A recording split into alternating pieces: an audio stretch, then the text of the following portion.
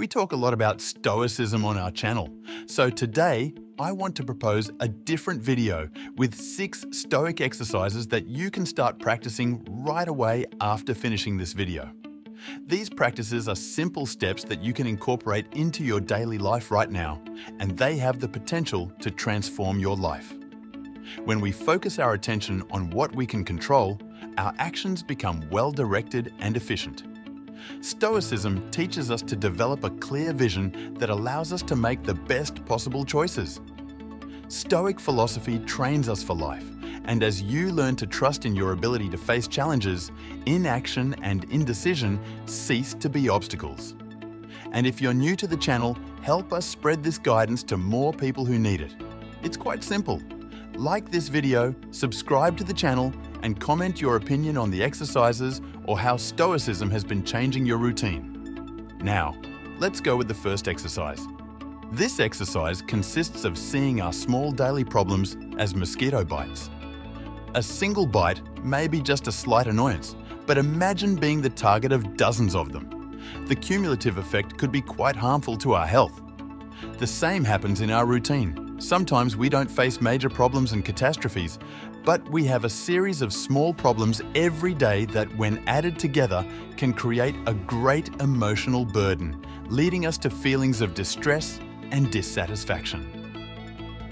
Stoic philosophers encourage us to rethink these daily annoyances, avoiding them from accumulating and making us lose our zest for life.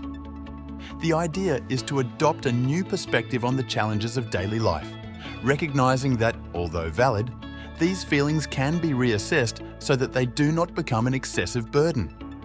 This viewpoint helps us understand that many times the obstacles we face are much smaller compared to the great challenges already faced by humanity. For a long time, people lived without the conveniences and facilities we have today. For example, the subway being delayed by 5 minutes, or the ride-sharing driver cancelling our ride when we're running late for a job interview or important appointment is quite bad and frustrating. But if we turn our minds back just a little, simple trips like these were made for hours or even days, requiring much more time and effort. Likewise, the delay in responding to a message can annoy us or cause anxiety, but there were times when communications took days or even weeks to be received, and people adjusted their expectations accordingly without dying from it. This means that many things that irritate us now are actually luxuries of modern times. Therefore, the exercise here is not to deny our reactions or emotions to setbacks, but rather to learn to see them in a different light. It is an invitation to manage small frustrations in a way that they do not overwhelm us. As Seneca said, sometimes even just living is an act of courage. He wanted us to understand that the difficult things we go through are part of a life full of experiences and learning. Accepting frustrations as normal parts of our daily lives helps us see life in a more comprehensive way, realizing that both good and bad moments contribute to our growth. Seneca teaches us to look at life as a great canvas, where each difficult moment is a color that helps paint a richer and more interesting story. He tells us that we should not only focus on the difficulties, but understand that they are part of a larger path, full of lessons and achievements. In this way, we not only go through challenges, but grow with them, making our lives richer and more meaningful. Courage, temperance, justice, wisdom, they are the most essential values in Stoic philosophy. Marcus Aurelius, the great emperor of Rome and Stoic philosopher, said that if someone discovered something more valuable than these 4 virtues, it must be something truly extraordinary. The Stoics believed that every challenge we face is an opportunity to practice these virtues. Our second exercise is based on incorporating these Stoic values into everyday life, focusing on practicing 1 virtue per week. Start by choosing a virtue and practice it intensely for 1 week.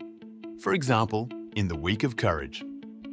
Start with simple actions that represent courage, like getting up earlier in the morning to exercise or dedicating yourself to preparing a special breakfast for yourself. It doesn't have to be a feast totally out of your reality.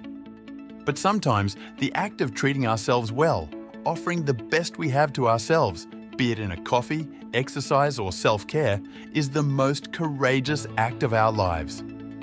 Another deeper point that requires courage is resolving conflicts. Think about a situation with a friend, a family member, or a colleague. Let's say you both had a disagreement because of a misunderstanding in a conversation, which left a tense atmosphere between you.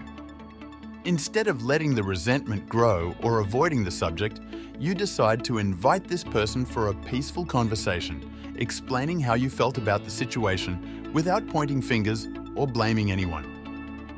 You also ask to hear their side, showing that you are open to understanding and fixing what went wrong. This step can not only help resolve the misunderstanding, but also strengthen your relationship, making friendship, work environment, or family bond even stronger. Every action of your daily life can reinforce your practice of courage, and thus you improve and move on to the next week, choosing another virtue. Like in the week of justice, for example, returning the extra change received at the market will demonstrate your honesty in small things, as well as recognizing and giving credit to colleagues for their contributions to joint projects at work. In wisdom, you can dedicate time to read or learn something new that can enrich your life or career, starting to practice your continuous learning. In the week of temperance, for example, you can start practicing conscious consumption, which is to think carefully before buying anything, choosing to buy only what you really need or what you have already planned to acquire instead of making several impulse purchases, which can compromise you financially. For example, if you're at the mall and see a pair of sneakers that you really like, instead of buying it right away, you pause for a moment to think if you really need another pair of sneakers or, more importantly, if this purchase fits into your monthly budget. This pause to think helps avoid impulse purchases, which can mess up your finances and lead to having many unnecessary things at home. Practicing conscious consumption helps save money and live in a simpler and more sustainable way. You can also work on temperance to better manage your time, starting to establish clear boundaries between work and rest, ensuring quality time for yourself to rest.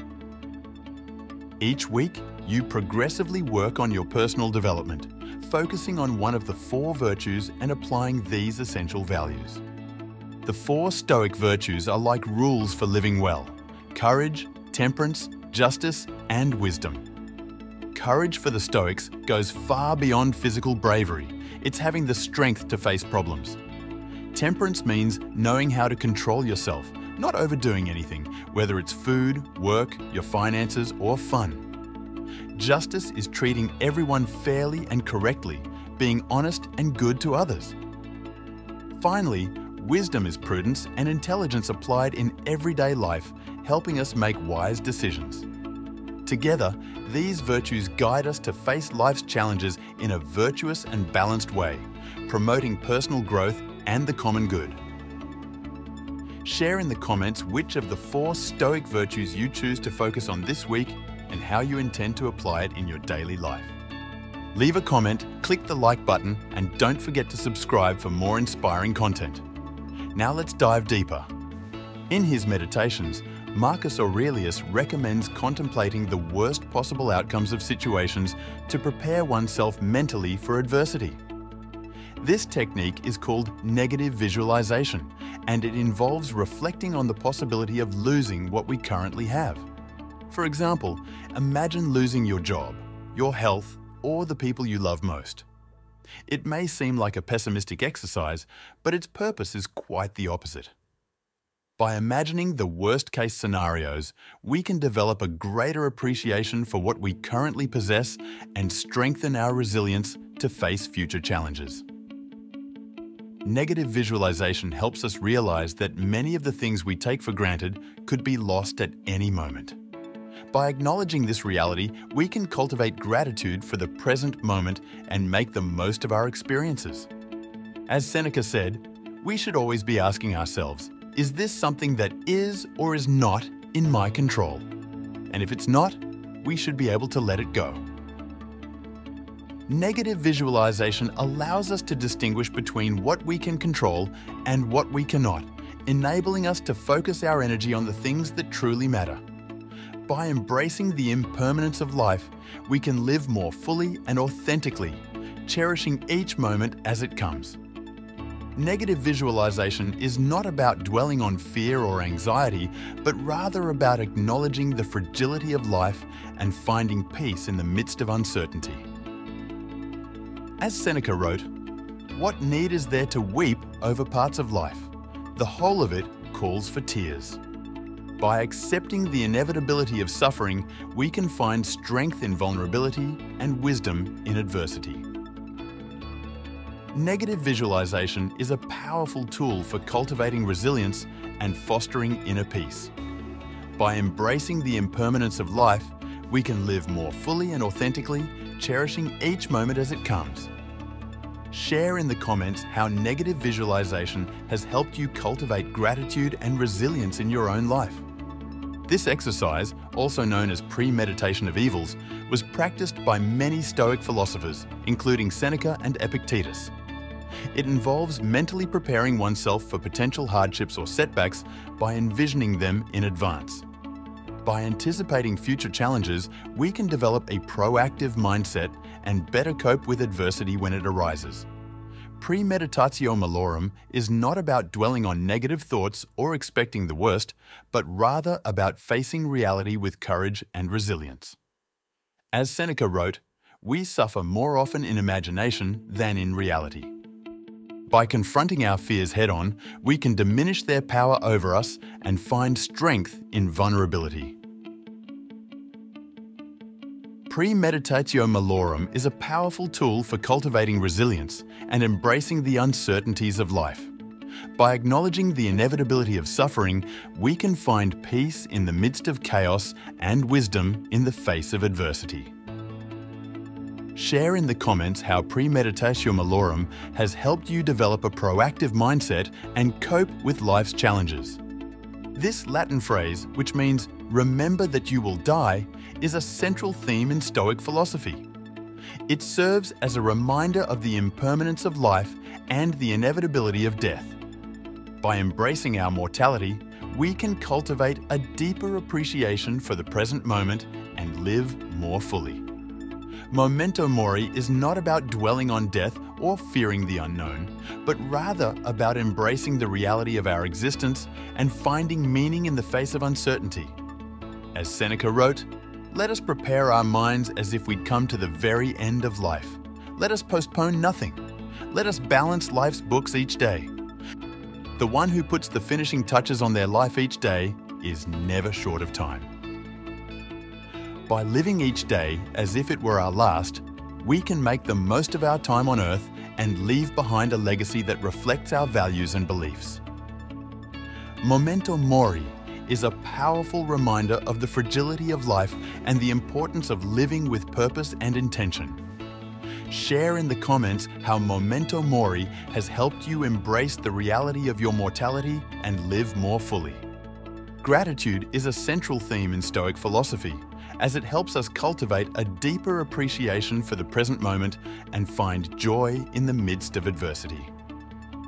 By focusing on what we have rather than what we lack, we can foster a sense of abundance and fulfillment in our lives. Practice gratitude by taking a few moments each day to reflect on the things you're thankful for. This could be anything from the love of family and friends to the beauty of nature or the simple pleasures of everyday life. By cultivating an attitude of gratitude, we can transform our outlook on life and find meaning in even the most difficult circumstances. As Seneca wrote, "True happiness is to enjoy the present without anxious dependence upon the future." By practicing gratitude, we can find happiness in the here and now and live more fully in the present moment. Share in the comments how practicing gratitude has helped you find joy and fulfillment in your own life. In conclusion, Stoicism offers us a practical philosophy for living well in the face of life's challenges. By incorporating these 6 exercises into your daily routine, you can cultivate resilience, find meaning in adversity, and live more fully in the present moment. Remember that Stoicism is not about denying our emotions or pretending that life is always easy, but rather about embracing the realities of existence and finding strength in vulnerability. As Seneca wrote, "We are more often frightened than hurt, and we suffer more from imagination than from reality." By practicing Stoic exercises, we can develop the courage to face our fears, the wisdom to navigate life's uncertainties, and the gratitude to appreciate the precious gift of existence. Share in the comments how Stoicism has helped you navigate life's challenges and find meaning in the face of adversity.